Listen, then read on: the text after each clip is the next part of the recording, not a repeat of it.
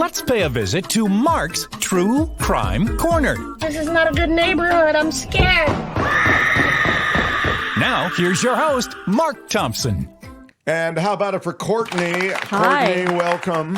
Thank you. Yeah. Thank you. We have a guest today. Would you introduce our guest, please? Yes, I'm so excited to have Chester McCurry joining us. Yeah. Without further delay, go ahead, Courtney, take the lead. Well, I've found my twin flame spirit in Chester because from what I understand too, Chester hosted a podcast of sorts or a YouTube show of sorts talking about true crime, and it was at Thanksgiving. Yes, when we were seated next to each other that we started to talk about true crime. Are you still doing that, Chester? No, I'm not. Actually, I did it for about a year. I did it during COVID for about a year. And then, of course, 14,000 other things happened during COVID, and we went different directions. So, but I do love true crime. I've always been a fan of it. And it was a great conversation to have with you. I was like, oh, yeah, let's do it. Yes, I know. When I can connect with anyone around murder, I gravitate toward that, especially at Thanksgiving. But today, so I've been begging Chester to come on, and he is very busy. As I mentioned, he runs an event space here in Los Angeles. And so I'm so grateful that we found the time to talk about the murder that I didn't know about, which is I will try to say this properly, Texarkana Moonlight Murders or Phantom Killer. And this was a serial killer who was murdering people and harming people in Texarkana, Texas and Arkansas. It's a town that's right on the border of Texas and Arkansas from February. Hence the name Texarkana. Yes, right. To May of 1946. And I believe you live near here, right, Chester? Yeah, so I'm right on the Louisiana border. I grew up right on the Louisiana border outside of this, 45 minutes outside of Texarkana. And all of these murders happened in the 1940s. It was 1946. But as a kid growing up in the 70s, the killer was never caught. So he could have still been around in the 70s. He probably was. The rumor is that he actually made his way down to my hometown. So as a small child, I was scared to death. We lived out in the middle of the nowhere. And so this killer, do you want to tell the story? Do you want me to tell the story? Oh, okay. Yeah. So this killer wore a bag over his head, like a sack over his head. And he would go up to these cars where these young adults, kids, the youngest victim was 15, would drive off into a lover's lane. I heard the police in the film that was an adopted screenplay say Lonely Road, which I thought was really interesting. And these kids would go off into these lover's lane. And then this murderer, this phantom killer would come up and beat them and shoot them when they were in these lover lane. Yeah. So there were 5 people that died. There were 8 victims. The first victim is here. Jimmy Hollis is pictured here. And then he was on a date with Marie Janine Larry. And the murderer came up. He beat them, but they both survived. Oh, my God. Yes, I know. And then the second attack happened on a couple that was out on a lover's lane. Now, Polly Ann Moore was much younger than Richard Griffin. I think they were just a couple. This might have even been their first date. And the killer shot both of them and killed both of them. And similarly with the next couple, they were particularly young. Betty Jo Booker was a saxophone player. And she was playing her saxophone as Paul Martin picked her up for this date. And I was listening to something about how she had reservations about going out with Paul. That's a particularly young-looking photo of Paul. And they were both shot and killed. Now, so he didn't just beat his victims. He would obviously shoot them. Yeah. Okay. He had a .38 pistol, I believe was the pistol he was using. But the first 2 victims he beat. There was some conversation about how he wasn't quite ready to murder people, so he was harming them, hurting them, obviously extraordinarily.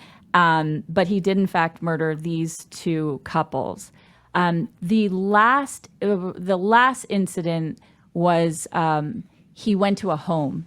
And there was a couple at home. Now, they lived on a farm that was in a fairly rural part of Texarkana. So this is like Chester kind of neighborhood where it's like Yeah, out in the right, middle of Chester? nowhere. Yeah. Correct. It's like, Yeah, correct. It's in the middle of nowhere. When I say it was 9 miles to the closest neighbor where I lived. It was the same in this area as well. Wow. Okay. and it was interesting because at the time, not a lot of these farm homes had phones, but this farm home did. And the killer didn't think about that. So he goes up to a window, he shoots the husband, Virgil Starks, and then he sees Katie Starks, who's the wife, trying to call for help on the phone. And it was a wind-up phone. So she's winding the phone my God. to Like a call crank, out it's like a crank phone, and you gotta crank it up. Oh, yeah, my exactly. And she sees him and runs, and he shoots her, but she does make it to a house and reports the crime. So she does survive. And I believe the first house she goes to is her sister and her brother-in-law, but they're not home. So she ends up making it to a different house, reports the crime, but her husband, Virgil, is killed. Now, But they didn't catch the guy. no, and there is a sixth victim, but I don't know as much about how he was killed. I know his body was found on train tracks, but I know less about how he was murdered. They never found him. Now, there are several suspects, right, Chester? There was like 2 suspects, but one of them was fairly well recognized as the murderer, and his name was Ewell Sweeney. And his wife actually admitted to the cops, to the sheriff, about having been out with her husband, and he, quote, went to the bathroom for an hour off of a dirt road and then came back with blood on him, and they drove away. So I think his wife, Penny, was very much party to what Ewell was allegedly doing. But he was never prosecuted because she recanted her statements and would not speak out against him. Now, there's some theories that they were just dating and Ewell married her because you cannot force a wife to speak out against her husband. Yeah. So in a court of law. Yeah. I don't know if I'm missing anything, Chester, but it's a crazy story. If you go down, there's actually a photo that was taken that was in the Texarkana Gazette, and it's a family, and they're sitting around, and it's like after dinner, and they look like they're reading and playing, and then there's this big rifle on the side of the living room, and it was like everyone in that town, much as Chester described, were living in fear. That's the picture, of what was happening. Little baby on the dad's lap, mom reading, and there in the middle is a shotgun. Yeah, shotgun. Also because up until the crime at the house with the Starks, the killer had been murdering people on Lover's Lane, and now suddenly he was at this couple's going home. to people's residence. And so that changed the possibility and the vulnerability of families in and around the area. And this went to the FBI. The FBI actually released 1,100 documents in 2020 related to this crime.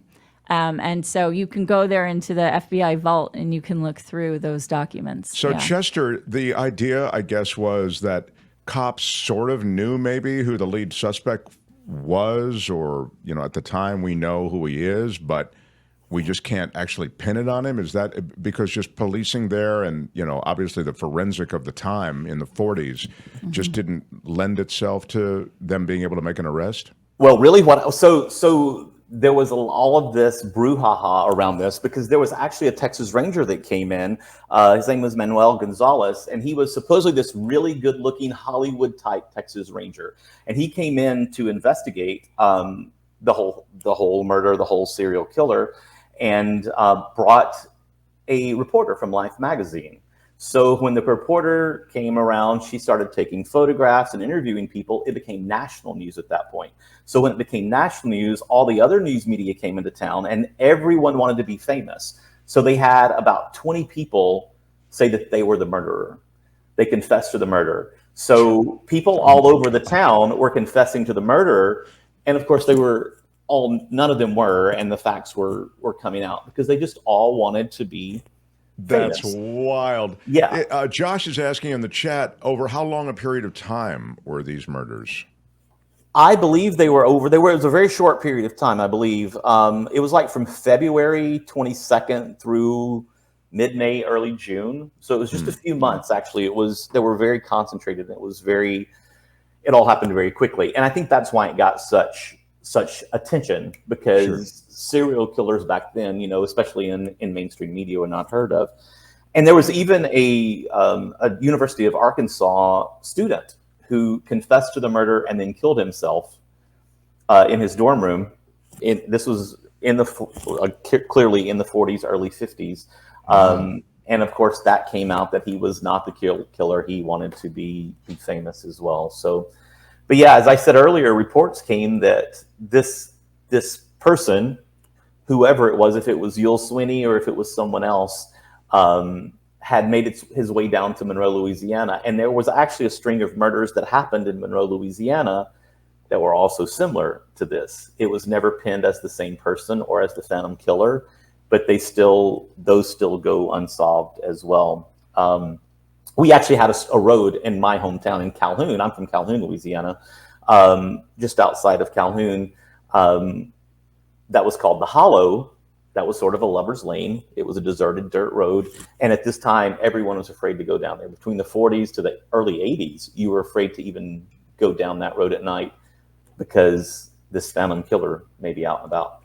Wow. The legend does kind of begin to spread, right? If you go down, first of all, Tony, thank you for showing all the visuals. If you go down, there was a movie that was written and produced around this, but I think the visual of this sack over the man's head is just particularly jarring, because contemporary versions of serial killers or murders, they're in all black. They're very kind of under the radar, and this is just an image that is haunting. And I tried to watch this film, and I just got so scared I couldn't. Is that right? Yeah, I really did. When was the town? When was it? This film was done in like 1976, Chester, right? Yeah, 77. And it's funny that you say that, because it took an hour. Our closest movie theater was an hour away from my hometown, and my mother and godmother took me to see this movie in 1977. We came out of the parking lot at a mall, and we were the only car in the parking lot. And we stood at the door. Yes, we stood at the door and took a very deep breath for a second and ran as fast as we could to the car to get in and lock the doors. Oh my God, Yeah. that's wild. Well, it starred Ben Johnson. It looks to me like Dawn Wells, who played Mary Ann in Gilligan's Island, I believe. Oh, wow. She is in this movie. I'm fairly certain that. Google it. Yeah, I believe it's Dawn. Yes, she was actually the one who got shot in her home and ran to the next farm's house. Wow. Yeah. Wow. Yeah, and I read the town somewhere, that dreaded. I didn't interrupt, but I love that, the town that dreaded sundown. I mean, you can get it on Amazon. I watched. There's Dawn Wells. Look at you, Tony. Well, Tony. Great pull. Great pull. Yeah. You can watch it on Amazon. I tried. I mostly I had time to watch it as I was going to sleep, and it was very Courtney tough. listens to and watches the scariest stuff before she goes to sleep.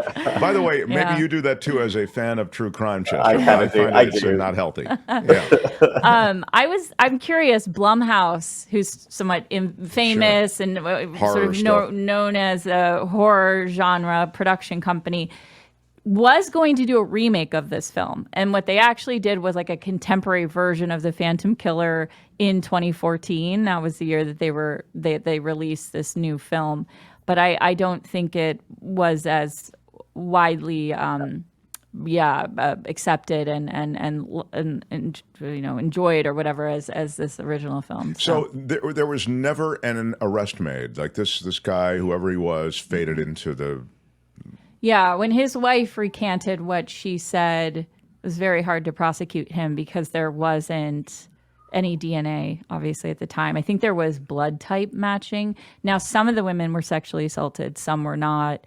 It was proven that some of the men that they were on dates with did not have sex that night. So the DNA had to come from the killer. There was I think there was a handprint that was shown earlier. I don't know if that was taken from one of the suspects or was found at one of the crime scenes. There was a interestingly enough, there was a flashlight that was found at one of the crime scenes, and they artificially put in the colors. It was the only colorized picture of any of the pictures in and around this that they put into the paper. If you're watching on the visual, it's red, black, red. It was a flashlight that was found at one of the scenes of the crime. So. And that handprint has to be something that cops got after the fact. Yeah, there's no handprint that clean. Been. That would be, yeah. And also, there was somebody that was, so as I mentioned, Betty Jo Booker was a saxophonist, and her saxophone wasn't with her. And that was fairly notable in that, like, she was very far from the car, very far from Paul, and her saxophone wasn't with her. There was a man trying to sell a saxophone, and in and of that, they questioned him as a suspect. I think ultimately 300 suspects were questioned and released during the FBI and the sheriffs, looking and investigating the case. The prior headline, there was one headline, just quickly, guys, as we finish up, that mentions that she was able to ID the killer, the woman who got away. Is that not right? Go back one, Tony. There was a headline there that said, in the upper left, you had a girl identifies slaying suspect. So there were people that weren't murdered, obviously, had eyewitness accounts of the person who had perpetrated the crime. Mm-hmm. There were and Chester might be able to add to this, but there were differentiating aspects to each story. So because they were on dates, there was the man and the woman. Some of them believed that he was a white male. Some of them believed that he was an African-American male. They all gave the report of it being a man and of him being 6 feet tall. So there were some aspects to it. But again, he was wearing that cover on his face. So there wasn't any specific information, I think, about how he looked. But I might. Correct. Yeah. No, you're correct. Even the first couple that neither were killed, he gave a report. I believe he said that it was an African American male, and she said it was a white male. Even the same couple gave different reports. So. Well, that's bizarro, isn't it? Yeah. Underdog says Ben Johnson as Captain J.D. Morales, a fictionalized version of Texas Ranger Captain M.T. Lone Wolf Gonzalez, who we saw in the pictures that you provided. Wow. Yeah. Just a what a bizarre, story. What a scary thing. I mean, I understand why the legend, as Chester was saying, could carry through the years because they never got this guy. It was such a gruesome thing. Mm-hmm. You're on these dirt roads and rural, desolate area stops anyway. And, whenever you're out there in the middle of nowhere, you're already just feeling like, this is scary. Yeah. When you have this as the backdrop, this, it had almost a cultural memory, it sounds like, this area about this incident. Wow, Chester, that had to be truly chilling. It was. And like I said, as a kid in the middle of nowhere, in the 70s, you're like, okay, this dude's still around. So it was scary to go outside sometimes. Yeah. It's just it also, some of the crimes were in Texas, but some of them are in Arkansas, and I think that also complicated stuff. Oh, yeah, sure. Jurisdictions, we've talked about that yeah. before. That makes it more difficult. Yeah, and most of the couples ate at a diner before this happened, so maybe avoid diners and Lover's Lane. Yeah. Wow. Correct. It's getting more complicated. All right, I'm going to go ahead. Sorry. Just to add, it's interesting because it has so many hallmarks of what was happening in the 40s. You have diners and Lover's Lane, and then this sack over his head that is just like this truly chilling image. So you look back at it now in in a contemporary time, and it's really interesting. It definitely speaks to the 1940s. So I think it's interesting that you find that movie still scary. Oh yeah, I couldn't watch it. Yeah, it's wild. Yeah. Chester, how cool to visit with you now that we know you have this, shared love of this genre. I love it. I'm glad that we connected on this too. So it's great. It was quite. Thank you for making the time. It was quite accidental, but I'm hoping that you'll be back, I guess is what I'm getting at. Anytime. I'm ready also, anytime. I'll shoehorn some more Dolly Parton questions your way. Sounds great. I have plenty of Dolly Parton stories to tell you. Trust me. I'd love it. How about it one more time for Chester, everybody? Thank you, Chester. Thank you, guys. I appreciate it. Yeah. Courtney, thank you. Oh, thank you for having really, me, Mark. Really a good one. Scary little yarn. Yep. A lot of good visuals, too. Thank you. Courtney, everybody. That, my friends, is True Crime Corner for today. True Crime Corner, only on the Mark Thompson Show. Hi, it's Mark, and I thought that was great. Hit the notification bell. You'll know whenever there's a new video being dropped, and please subscribe to our channel to help us save the universe.